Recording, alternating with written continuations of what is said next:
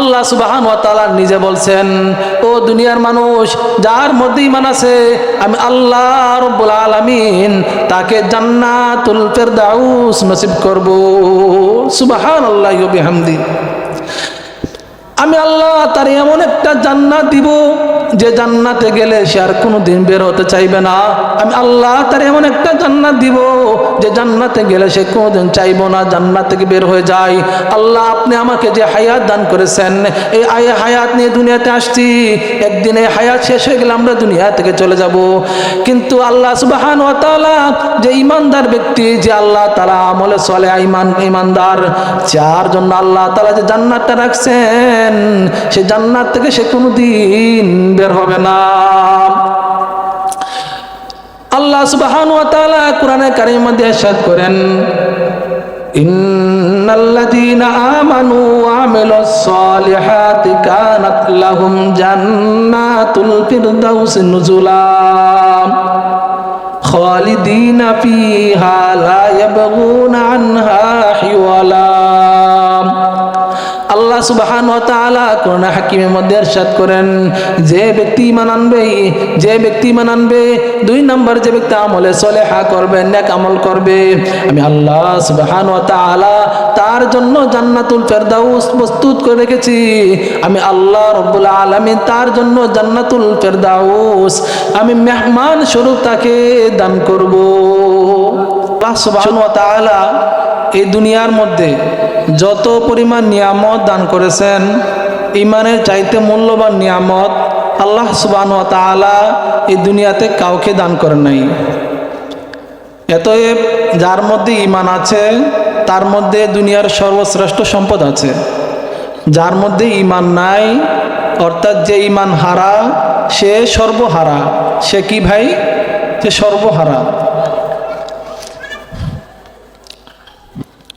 যার মধ্যে ঈমান আছে, যদিও সে দেখতে মনে হয় সবচেয়ে গরিব, যদি মনে হয় দুনিয়ার মধ্যে তার কোনো মূল্য নেই, যদিও মনে হয় দুনিয়াতে তার কোনো দাপট নেই, পাওয়ার নেই, কিন্তু আল্লাহ সুবহানাহু ওয়া তাআলার দরবারে তার দুনিয়ার মধ্যে যত মানুষ আছে এর চাইতে বেশি দাম হচ্ছে এই যে গরিব মানুষটা। কারণ তার ভিতরে ঈমান আছে। কি আছে? ঈমান আছে। তো আল্লাহ তাআলার দুনিয়ার মধ্যে যত নিয়ামত দান করছেন, সর্বশ্রেষ্ঠ নিয়ামত তার কাছে আছে। আর যে বেঈমান, যে ঈমান যার নাই, যে ঈমান হারা, সে সর্বহারা। হ্যাঁ, সে যদি দুনিয়ার মধ্যে 1 নম্বর ধনীও হয়ে থাকে, তাহলেও সে ঈমান না থাকার কারণে তার কাছে কিছুই নেই। সে দুনিয়া যে সম্পদ পেয়েছে, এই দুনিয়ার সম্পদ স্থায়ী থাকবে না।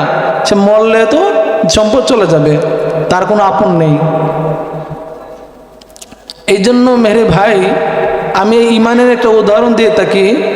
একটি এক সংখ্যার সাথে আপনি ব্ল্যাকবোর্ডে 1 লিখেছেন, 1 সংখ্যা লিখেছেন, এর ডাইনে আপনি একটা শূন্য বসাইছেন। এবার বলুন তো কত হলো? 10। কত হলো? 10। এর ডাইনে আপনি আরেকটা শূন্য বসাইছেন, কত হলো? 100। আপনি আরেকটা শূন্য বসাইছেন, কত হইলো? 1000। আপনি আরেকটা শূন্য বসাইছেন, কত হইলো? 10,000। আরেকটা শূন্য বসাইছেন, কত হইলো? 1 লাখ। আরেকটা শূন্য বসাইছেন, কত হইলো? 10 লাখ। আপনি আরেকটা শূন্য বসাইছেন, কত হইলো? 1 কোটি। দেখেন, ব্ল্যাকবোর্ডে একের ডাইনে একটা শূন্য বসার কারণে একটা শূন্য বসেছে। এই কারণে 100কে 1000 বানাই, আর 1000 লাখ বানাই, লাখকে কোটি বানাচ্ছে। শূন্যের কি পরিমাণ দাম? শূন্যের কি পরিমাণ দাম? এখন এক ভাই এসে বলল যে হযরত, আপনি যে সবার শুরুতে যে 1 লিখেছেন, এই 1টা কেটে ফেলেন। 1টা দেখতে কেমন দেখা যাচ্ছে, 1টা কেটে ফেলেন। ওই লোকটা নিজ হাতে 1 সংখ্যাটা কেটে ফেললো। এবার বলুন তো 1 কোটির মধ্যে কত বাকি আছে? কিছুই তো নেই। আছে কিছু? 1 সংখ্যা তো কেটেই ফেলে, শূন্য থাকে, তাহলে কিছু আছে? 1 কোটির মধ্যে কিছুই নেই, জিরো। তো আপনারা বলতেছেন 1 কোটির মধ্যে কিছু নেই, অথচ এখানে সবই আছে, নাই কোনটা? শুধু 1 সংখ্যাটা নাই। ঠিক মেরে ভাইও আপনি আমার ইমান এভাবেই বুঝেন, আপনার মধ্যে ইমান আছে তো দুনিয়ার সব আছে, আপনার ইমান নাই তো আপনি কিছুই পান নাই। ইমান আছে তো সব আছে, ইমান নাই তো কিছু নাই। এই জন্যই ওলামায়ে কেরাম বলেন, যে ব্যক্তি ইমান হারা সে সর্বহারা, যে ইমান হারা সে সর্বহারা। আল্লাহ সুবহানাহু ওয়া তাআলা এই ব্যক্তির দিকে লক্ষ্য করে আল্লাহ সুবহানাহু ওয়া তাআলা কালামে হাকিমের মধ্যে ইরশাদ করেছেন, ইন্নাল্লাযীনা কাযযাবু বিআয়াতিনা ওয়াস্তাকবারু আনহা লা তুফাত্তাহু লাহু আবওয়াবুস সামাই ওয়া লা ইয়াদখুলুনাল জান্নাহ হাত্তা ইয়ালিজাল জামালু ফি সাম্মিল খিয়াত ওয়া কাযালিকা নাজিল মুজরিমিন। আল্লাহ সুবহানাহু ওয়া তাআলা এই আয়াতের মধ্যে ইরশাদ করেছেন, যে ব্যক্তি আমার আয়াতকে অস্বীকার করবে অহংকার বশত, যে ব্যক্তি ঈমান না নিয়ে এসে কবরে চলে আসবে, ঈমান ছাড়া, ঈমান হারা, যে ব্যক্তি ঈমান হারা কবরে আসবে, লা তুফাত্তাহু লাহুম আবওয়াবুস সামা, আকাশের দরজা তার জন্য খোলা হবে না, অর্থাৎ তার আমলনামায় আকাশে পর্যন্ত, আসমানে পর্যন্ত পৌঁছানো হবে না। ওয়ালা ইয়াদখুলুনাল জান্নাহ, তারা কোনোদিন জান্নাতে যেতে পারবে না। হাত্তা ইয়ালিজাল জামালু ফি সাম্মিল খিয়াত, যতক্ষণ পর্যন্ত না সুইয়ের ছিদ্রের মধ্যে একটি বিশাল উট প্রবেশ করবে। আপনারা বলুন, সুই চেনেন? সুইয়ের ছিদ্রের মধ্যে একটা উট প্রবেশ করা সম্ভব? জীবনেও সম্ভব না। আল্লাহ সুবহানাহু ওয়া তাআলা এভাবে বলেন যে বেঈমান হয়ে কবরে আসবে, যে বেঈমান হয়ে হাসরের ময়দানে উপস্থিত হবে, আমি আল্লাহ যেভাবে সে উঠে সুয়ের ছিদ্রের মধ্যে উট প্রবেশ করতে পারবে না, আমি আল্লাহ তাকে কোনোদিন জান্নাত দিব না। যেভাবে উট সুয়ের ছিদ্রে প্রবেশ করা অসম্ভব, ওই বেঈমান লোক জান্নাত যাওয়া এর চেয়ে বেশি অসম্ভব। নাউযুবিল্লাহ। ওয়া কাযালিকা নাজিল মুজরিমিন। আল্লাহ সুবহানাহু ওয়া তাআলা বলেন, আমি নাফরমানদেরকে এইভাবেই শাস্তি দেই। তো কিসের কারণে সে জাহান্নামে যাবে বলেন? ঈমান হারা কারণে। কিসের কারণে? ঈমান হারা কারণে। যার, এই জন্যই বলছি, যার ঈমান নেই, যে ঈমান হারা, সর্বহারা। আল্লাহ সুবহানাহু ওয়া তাআলা তো বলছেন, দুনিয়ার মধ্যে যদি আপনি লাখো কোটি টাকার মালিক হন, আপনি এটা নিয়ে কোনোদিন বড়াই করেন না, শক্তিশালী অহংকার করেন না রে বাবা। আপনি যখন মারা যাবেন, দেখবেন আপনার আশেপাশে যারা আছে তারা সবাই আসবে ওয়ারিস নেওয়ার জন্য, সম্পত্তি বন্টন করার জন্য। কেউ তো একবার আসবে না আপনার জন্য চোখের পানি ছেড়ে আল্লাহর দরবার দুটি হাত উঠাইতে। সবাই আসবে, এই ছেলের কোথায় কোথায় সম্পত্তি আছে হিসাব করো, কোথায় কোথায় সম্পত্তি আছে খুঁজে নাও। সবাই সম্পত্তি পাগল থাকবে, কিন্তু আপনি আমার খোঁজ খবর নেওয়ার জন্য কেউ আসবে না। যদি আপনি বেঈমান হয়ে কবরে যান, কবরের মধ্যে আপনি কাউকেও আপন পাবেন না। এই জন্যই উলামায়ে কেরাম বলেন, যে বেঈমান সেই হচ্ছে দুনিয়ার মধ্যে সর্বহারা, যে ঈমান হারা সেই সর্বহারা। আর দেখেন, যার মধ্যে ঈমান আছে, যার মধ্যে ঈমান আছে, আল্লাহ সুবহানাহু ওয়া তাআলা নিজে বলছেন, ও দুনিয়ার মানুষ, যার মধ্যে ঈমান আছে, আমি আল্লাহ রাব্বুল আলামিন তাকে জান্নাতুল ফিরদাউস নসিব করব। সুবহানাল্লাহি ওয়া বিহামদি। আমি আল্লাহ তার এমন একটা জান্নাত দিব, যে জান্নাতে গেলে সে আর কোনোদিন বের হতে চাইবে না। আমি আল্লাহ তার এমন একটা জান্নাত দিব, যে জান্নাতে গেলে সে কোনোদিন চাইবো না জান্নাত থেকে বের হয়ে যায়। আল্লাহ, আপনি আমাকে যে হায়াত দান করেছেন, এই হায়াত নিয়ে দুনিয়াতে আসছি, একদিন এই হায়াত শেষ হয়ে গেলে আমরা দুনিয়া থেকে চলে যাব। কিন্তু আল্লাহ সুবহানাহু ওয়া তাআলা যে ইমানদার ব্যক্তি, যে আল্লাহ তাআলা আমলে সলে ইমানদার, যার জন্য আল্লাহ তাআলা যে জান্নাতটা রাখছেন, সে জান্নাত থেকে সে কোনোদিন বের হবে না। আল্লাহ আল্লাহ সুবহানাহু ওয়া তাআলা কোরআনে কারীমের মধ্যে ইরশাদ করেন, ইন্নাল্লাযীনা আমানু ওয়া আমিলুস সালিহাতি কানাত লাহুম জান্নাতুল ফিরদাউসি নুজুলা খালিদিনা ফিহা লা ইয়াবগুনা আনহা হিওয়ালা। আল্লাহ সুবহানাহু ওয়া তাআলা কোরআন হাকিমের মধ্যে ইরশাদ করেন, যে ব্যক্তি ঈমান আনবে, 2 নম্বর যে ব্যক্তি আমলে সলেহা করবে, নেক আমল করবে, আমি আল্লাহ সুবহানাহু ওয়া তাআলা তার জন্য জান্নাতুল ফেরদাউস প্রস্তুত করে রেখেছি। আমি আল্লাহ রাব্বুল আলামিন তার জন্য জান্নাতুল ফেরদাউস আমি মেহমান স্বরূপ তাকে দান করব।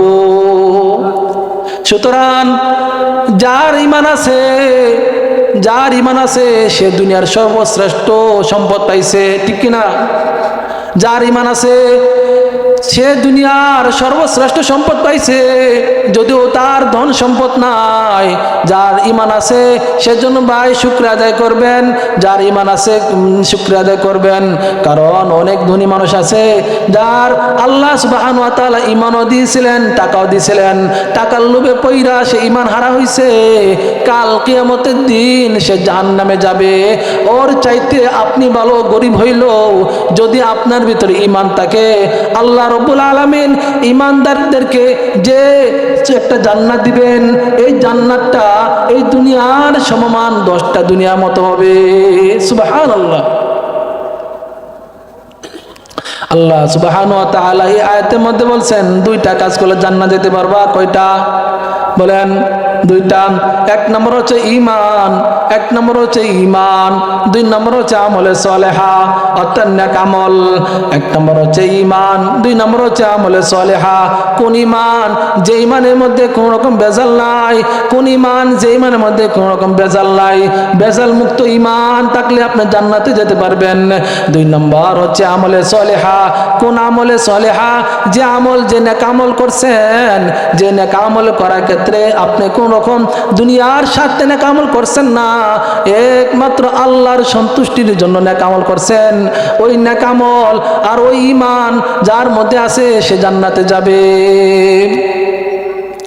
এখন আমরা কেমনে বুঝবো আমার ঈমান ভেজাল মুক্ত কিনা, আমার ঈমান সচ্ছল ঈমান কিনা, আমার ঈমানটা সচ্ছল আছে কিনা, আমি এই জান্নাতে যাওয়ার উপযুক্ত কিনা? এই জন্যই উলামায়ে কেরাম বলেন তার ঈমান সচ্ছল, তার ঈমান ভেজাল মুক্ত, যার মধ্যে ঈমানের 3টা অঙ্গ আছে, যার মধ্যে ঈমানের 3টা বিশ্বাস আছে। 1 নম্বর হলো তাওহীদ। 1 নম্বর হচ্ছে কি? তাওহীদ। আল্লাহ তাআলা এক, এই কথা বিশ্বাস করা, আল্লাহ তাআলা একত্বতা পোষণ করান। 2 নম্বর হচ্ছে রিসালাত, আল্লাহ রাসূল সাল্লাল্লাহু আলাইহি ওয়াসাল্লামের উপর আল্লাহ তাআলা নবুয়ত দান করেছেন, এই কথা বিশ্বাস করা। 3 নম্বর হচ্ছে মাআদ, পরকালের কথা বিশ্বাস করা।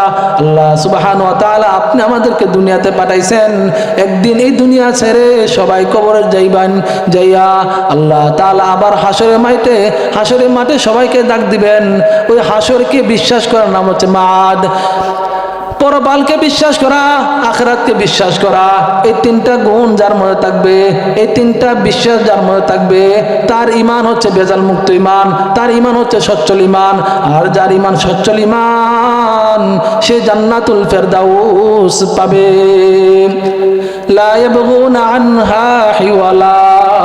সে কোনোদিন জান্নাত থেকে বের হতে চাইবে না, বের হতে মনও চাইবে না। জান্নাতের মধ্যে আল্লাহ সুবহানাহু ওয়া তাআলা এত নিয়ামত রাজি রাখছেন, এত নিয়ামত রাজি রাখছেন, এই জান্নাতি লোক কোনোদিন বলবে না মালিক আমাকে তুমি জান্নাত থেকে বের করে দাও। এই বান্দা যখন জান্নাতে চলে যাবে জীবনও কথা বলবে না।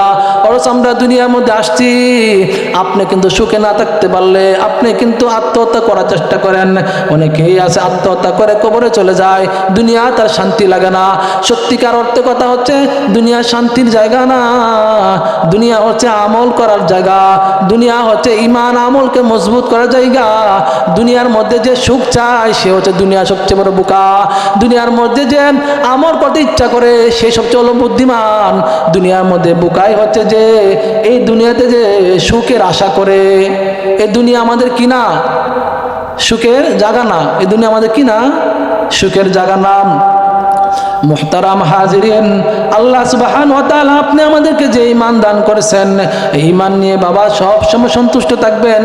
এই ঈমানকে আপনি কেমনে মজবুতি করতে হবে, ঈমানদার যেহেতু আছেন অবশ্যই আল্লাহ সুবহানাহু ওয়া তাআলা আপনি আমাকে পরীক্ষা করবেন। ঈমানদার যেহেতু আছেন অবশ্যই আপনার উপর বিপদ মুসিবত আসবে, সেজন্য কোনোদিন আপনি হোঁচট খেয়েন না, সেজন্য কোনোদিন আপনি কখনো ঈমান হারা হয়েন না।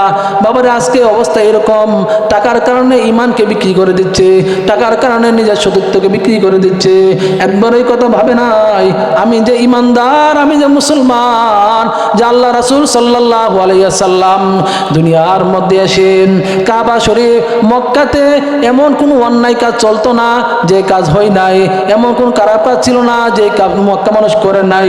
আল্লাহ রাসূল সাল্লাল্লাহু আলাইহি ওয়াসাল্লাম সবাইদেরকে বুঝাইয়া তাদেরকে সুন্দর সুন্দর উপদেশ দিয়া তাদেরকে মানুষ হিসেবে বানাইছেন, তাদেরকে মনুষ্যত্বতা বোধ বুঝাইছেন, তারা মানুষ হইছেন। এই মক্কা মানুষ হইছেন। রাসূল সাল্লাল্লাহু আলাইহি ওয়াসাল্লাম দুনিয়া থেকে বিদায় হয়ে যাওয়ার পরে এই মুসলমান কেমনে যেন গান বাজনার মধ্যে পাগল হয়ে যায়, এই মুসলমান কেমন যেন নিজের ঈমানকে 10 টাকার জন্য বিক্রি করে দেয়, এই মুসলমান কেমন যেন নিজের ঈমানটাকে ইলেকশনের মধ্যে বিক্রি করে দেয়। অথচ ভাই আপনি ঈমান তো ইলেকশনের মতো দাম না, আপনি ঈমান তো এমন দাম, এক মানুষ যদি আপনাকে কোটি কোটি টাকা দিয়ে দেয়, এক মানুষ যদি আপনি পুরা পৃথিবীতে আপনার নামে লিখে দেয়, তাহলে ঈমানের মূল্য হবে না। আপনি কেন একজনের পিছে একজনকে বাহবা দেওয়ার জন্য আপনি কেন যাওয়ার কারণে নিজের ঈমান হারান? ঈমান হারালে আপনিও জাহান্নামে যাবেন, আপনি যারা সহকার আছে তারাও জাহান্নামে যাবে।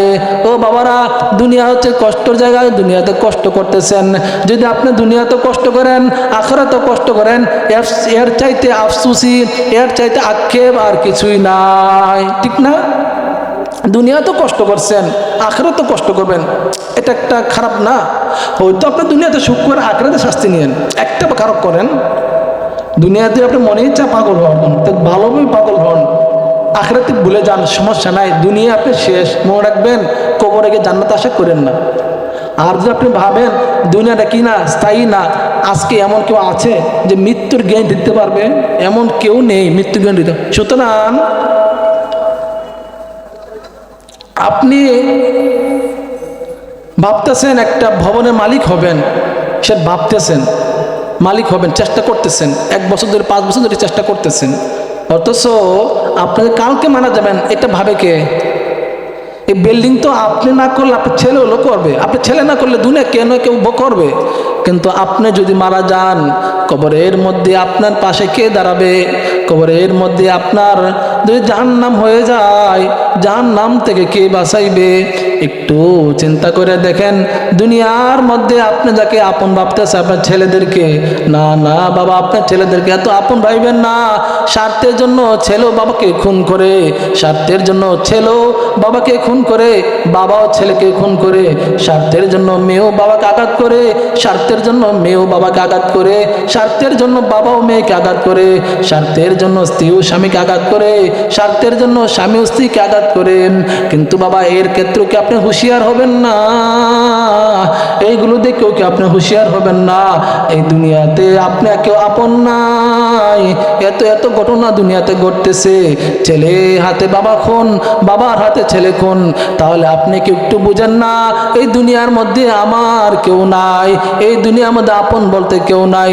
যে আল্লাহ পাক রব্বুল আলামিন আপনি আমাদেরকে পাঠাইছেন, ওই আল্লাহ পাক রব্বুল আলামিন আপনি আমাকে 24টা ঘন্টা খবর নিচ্ছেন। আল্লাহ পাক রব্বুল আলামিন সকালে একদল ফেরেশতা পাঠায় বলে দেন, ও ফেরেশতারা যাও বান্দাগুলো অবস্থা দেখে আসো, বান্দাগুলো কি অবস্থা আছে, যাও ফেরেশতা এই সংবাদ পাইয়াম সঙ্গে সঙ্গে সকালবেলা বিকাল পর্যন্ত ফেরেশতা আপনার পিছনে পাহারা দেয়। বান্দা আপনি একটা নেক কাজ করছেন, সঙ্গে সঙ্গে এই নেক কাজটা লিখে ফেলেন। বান্দা আপনি একটা গুনাহ কাজ করছেন, সঙ্গে সঙ্গে গুনাহটা লিখে ফেলেন। আপনি একটা ভালো কাজ করছেন, এইটাও লিখে ফেলেন। মাগরিবের সময় আবার আল্লাহ রব্বুল আলামিন আরেক দল ফেরেশতা পাঠান, ও ফেরেশতারা যাও দুনিয়ার জমিনে যাওয়া বান্দা কি অবস্থা জিজ্ঞেস করো গিয়া। আল্লাহ পাক রব্বুল আলামিন আদেশ পাইয়া আরেক দল ফেরেশতা দুনিয়াতে আসেন, আইসা আইসা আপনি আমার অবস্থা জিজ্ঞেস করেন। কিন্তু আমাদের সেরকম কান নাই, যার কারণে তাদের আওয়াজগুলো শুনি না। আপনি আমাদের সেরকম বুদ্ধি নাই, সেরকম ঈমান নাই, সেরকম তাকওয়া নাই, সেরকম আমলে সলেহা নাই, যার কারণে ফেরেশতাদের কণ্ঠ আমরা বুঝি না, ফেরেশতার আওয়াজ আমরা বুঝি না, ফেরেশতার সালাম আমরা বুঝি না। ঠিক কিন্তু তারা দুনিয়াতে এসে এসে আপনি আমাকে তল্লাশি করতেছেন, কে একক নামাজ পড়তেছেন, কে একটা নেক কাজ করতেছেন। এই রিপোর্ট নিয়ে দিনের বেলা যে সমস্ত ফেরেশতাকে আল্লাহ তাআলা পাঠাইছেন, রাত্রির মাগরিবের সময় আল্লাহ তাআলার কাছে গিয়ে বলে, ও আল্লাহ আমি দেখে আসছি জসিমউদ্দিন মসজিদে গিয়ে নামাজ পড়ছে, আমি দেখে আসছি ফকিরউদ্দিন মসজিদে গিয়ে নামাজ পড়ছে। ও আল্লাহ আমি দেখে আসছি মাগরিবের সময় যখন আসি করিমউদ্দিন আপনাকে আল্লাহ আল্লাহ বলে ডাকতেছে। ও আল্লাহ আমি দেখে আসছি করিমউদ্দিন বসে বসে মানুষকে কিতাবের তালিম দিতেছে। আল্লাহ রব্বুল আলামিনের কাছে যখন এই সংবাদগুলো বলে, আমার আল্লাহ পাক রব্বুল আলামিন কেমন যেন তার কুদরতের অন্তরটা শান্তি হয়ে যায়, কেমন যেন আল্লাহ পাক কুদরতের অন্তর শান্তি হইয়া আল্লাহ পাক তৎক্ষণাৎ বলে, ও ফেরেশতারা তোমরা সবাই সাক্ষী থাকো, আমি আল্লাহ পাক এই সমস্ত বান্দাদেরকে মাফ করে দিব। সুবহানাল্লাহ। ও মেরে ভাইও, আমি যেটা বলতেছিলাম যে ঈমানের সম্পদ আল্লাহ পাক রব্বুল আলামিন আপনি আমাদের দান করছেন, এত বড় সম্পদ আল্লাহ পাক রব্বুল আলামিন আপনাদের আমাদেরকে না চাইতে দান করছেন। কোনোদিন চাই না ঈমানের জন্য, কোনোদিন দোয়া করি না আল্লাহ আমাকে মুসলমান বানাও, কোনোদিন এই কথা বলি না আল্লাহ আমাকে মুসলমানের গণজন্ম দাও। কিন্তু আল্লাহ পাক রব্বুল আলামিন আপনি আমাদেরকে এত পরিমাণ মায়া করছেন, এত পরিমাণ মায়া করছেন। এই দুনিয়ার মধ্যে প্রায় 800 কোটি মানুষ বসবাস করে। কত কোটি? 800 কোটি মানুষ বসবাস করেন। এর মধ্যে মাত্র 200 কোটি মানুষ মুসলমান, আর বাকি 600 কোটি মানুষ বেঈমান। এই 200 কোটি মানুষের মধ্যে যে আল্লাহ পাক রব্বুল আলামিন আপনি আমাদেরকে মুসলমান বানাইছেন, আল্লাহ পাক রব্বুল আলামিন যেন আমাকে ঈমানদার বানাইছেন, এর যদি শুকরিয়া আদায় করে আমরা শেষ করতে পারবো না। আমি যেটা বলতেছিলাম, ঈমান এত সম্পদ, ঈমান এত মহামূল্যবান সম্পদ, এটা তো সাহাবা কেরাম রিদওয়ানুল্লাহি আজমাইন বুঝছেন। হযরতে বেলাল রাদিয়াল্লাহু তাআলা আনহু ঈমান আনার জন্য কি পরিমাণ কষ্ট করছেন। হযরতে বেলাল রাদিয়াল্লাহু তাআলা আনহু যখন ঈমান আনছেন, উমাইয়া বিন খালদ এই কথা জেনে জিজ্ঞেস করলেন, ও বেলাল তুই শুনেছি তুমি নাকি ঈমান এনেছো? বেলাল রাদিয়াল্লাহু তাআলা আনহু জোরে সুরে বললেন, জি আমি ঈমান এনেছি। বেলাল রাদিয়াল্লাহু তাআলা আনহু পরে তৎক্ষণাতে আপনি জুলুম নির্যাতন শুরু হয়ে গেল। উমাইয়া বিন খালদ বকাটে ছেলেদেরকে বলল, ওই যুবকেরা তোমরা বেলালের গলার মধ্যে রশি লাগাও, তোমরা বেলালের গলার মধ্যে দড়ি লাগাও, লাগাইয়ে মরুভূমি বালুর মধ্যে টেনে টেনে হেসড়ে হেসড়ে তারা নিয়ে যাও। উমাইয়া বিন খালদের আদেশ পেয়ে বকাটের ছেলেরা বেলাল রাদিয়াল্লাহু তাআলা গলার মধ্যে রশি লাগাইলো, লাগাইয়া আপনার মরুভূমির মধ্যে টেনে টেনে হেসড়ে হেসড়ে নিয়ে যাচ্ছে। মরুভূমি বালু এত গরম, এত গরম, ওলামায়ে কেরাম বলেছেন ওই বালুর মধ্যে যদি গোশতের একটা টুকরা রাখা হইতো, গোশতের টুকরা বোনা হয়ে যাইত। বেলাল রাদিয়াল্লাহু তাআলা আনহু যখন এই অবস্থায় আহাদ আহাদ শব্দ উচ্চারণ করে, উমাইয়া বিন খালদ বলে তুমি ঈমান ছাড়বা না ধরবা? হযরত বেলাল রাদিয়াল্লাহু তাআলা আনহু বলেন, আমি কোনোদিন ঈমান ছাড়বো না, আমার জীবন শেষ হয়ে যাবে কিন্তু ঈমানটা ছাড়তে পারবো না। হযরত বেলাল রাদিয়াল্লাহু তাআলা আনহুর উপরে আরো অত্যাচার বেশি শুরু হয়ে গেল। বেলাল রাদিয়াল্লাহু তাআলা আনহুর বুকের উপরে বিশাল এক পাথর রেখে দিলেন যাতে বেলাল রাদিয়াল্লাহু তাআলা কষ্ট হয়। ও বাবারা, মরুভূমি বালুর মধ্যে বিশাল এক পাথর রাখছেন, বেলাল রাদিয়াল্লাহু কোন কষ্টে আর্তনাদ করতেছেন। তারপর বেলাল রাদিয়াল্লাহু তাআলা আল্লাহকে বলে নাই, তারপর আল্লাহ আল্লাহ, তারপর বেলাল রাদিয়াল্লাহু তাআলা আনহু আহাদ আহাদ শব্দ উচ্চারণ করতেছিলেন। উমাইয়া বিন খালদ জিজ্ঞেস করলেন, তুমি কি ঈমান ছাড়বা না ধরবা? বেলাল রাদিয়াল্লাহু তাআলা আবার জোরে জোরে বলেন, আমি জীবন চলে যাবে কিন্তু আমি ঈমান ছাড়বো না। হযরতে বেলাল রাদিয়াল্লাহু তাআলা আনহুর উপর আরো বেশি অত্যাচার শুরু হয়ে গেল। তার জিহ্বাটা টান দিয়ে পেরেক মেরে দিয়েছেন, তার জিহ্বাটা টান দিয়ে পেরেক মেরে দিয়েছেন। পেরেক মারা যাওয়ার সঙ্গে সঙ্গে তার মুখ থেকে রক্ত বের হয়ে গেছে, তার মুখ থেকে রক্ত বের হয়ে গেছে। হযরতে বেলাল রাদিয়াল্লাহু তাআলা এই অবস্থায় আহাদ আহাদ আহাদ আহাদ বলেন। দেখেন কত মুসিবত সাহাবায়ে কেরাম, তারপরও কিন্তু আল্লাহ রব্বুল আলামিনকে বলে নাই। কত মুসিবত, তারপর কিন্তু আল্লাহ পাক রব্বুল আলামিনকে বলে নাই। ইমানে তো মর্যাদা, ইমানে তো মর্যাদা, এটা সাহাবায়ে কেরামরা বুঝছেন, যার কারণে সাহাবায়ে কেরাম রিদওয়ানুল্লাহি আজমাইনরা নিজের জীবন শেষ করে দিয়েছেন, কিন্তু ইমান হারা হয় নাই। আর হযরত বেলাল রাদিয়াল্লাহু তাআলা আম্মা জান জিজ্ঞেস করলো, ও বেলাল, উমাইয়া বিন খলফ যে তোমাকে অনেক অত্যাচার করে, তুমি কি পারো না তার সামনে আহাদ আহাদ শব্দটা আস্তে আস্তে বলতে? তুমি কি পারো না আহাদ আহাদ শব্দ গোপন করে পড়তে?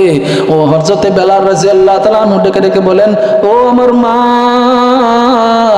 আমি আহাদ আহাদ শব্দের মধ্যে এত মজা পাইছি, এত মজা পাইছি, যখন উমাইয়া বিন খলফ আমার জিহ্বাটা টেনে পেরেক মেরে দিছেন, তখন আমি আহাদ আহাদ বলতে গিয়ে যে পরিমাণ মজা পাইছি, এই পরিমাণ মজা আমি দুনিয়াতে পাই নাই। আহাদ আহাদ বলতে গেছি, আর উমাইয়া বিন খলফ আমাকে অত্যাচার করছে। আহাদ আহাদ যখন বলছি, উমাইয়া বিন খলফের কষ্ট আমার কাছে মনে হয় নাই, উমাইয়া বিন খলফের কষ্ট আমার স্মরণ আসে নাই। আহাদ আহাদ বলতে আমি এত মজা পাইছি, এত মজা পাইছি মা, আমি আমার জীবনও আস্তে আস্তে আহাদ আহাদ বলতে পারবো না। তো মেরে ভাইও, ইমানের মর্যাদা কে বুঝছেন? সাহাবায়ে কেরাম বুঝছেন। এই কারণে সাহাবায়ে কেরামের উপর আল্লাহ তাআলা সন্তুষ্ট, সাহাবায়ে কেরামও আল্লাহ তাআলার উপর সন্তুষ্ট। মেরে ভাই, আমরা যদি চাই সেই সাহাবায়ে কেরামের সাথে হাসর করতে, আমরা যদি চাই আল্লাহ রাসূল সাল্লাল্লাহু আলাইহি ওয়াসাল্লামের সাথে হাসর করতে, আমরা যদি চাই দিনদার উলামায়ে কেরাম, হক্কান উলামায়ে কেরামের সাথে হাসর করতে, তাহলে ঈমান এবং আমল ছাড়া বিকল্প কোনো রাস্তা নাই। আপনাদের কাছে অনুরোধ হইল, আপনি ঈমান এবং আমলে সলেহা করে কবরে যাবেন। ঈমান এখন বর্তমান বাংলাদেশে নয়, পুরো পৃথিবীর মধ্যে ঈমান চুরি করার জন্য মানুষ চলে আসছে, ঈমান চুরি করার জন্য বেঈমানরা লেগে গেছে, ঈমান চুরি করার জন্য খ্রিস্টানরা লেগে গেছে।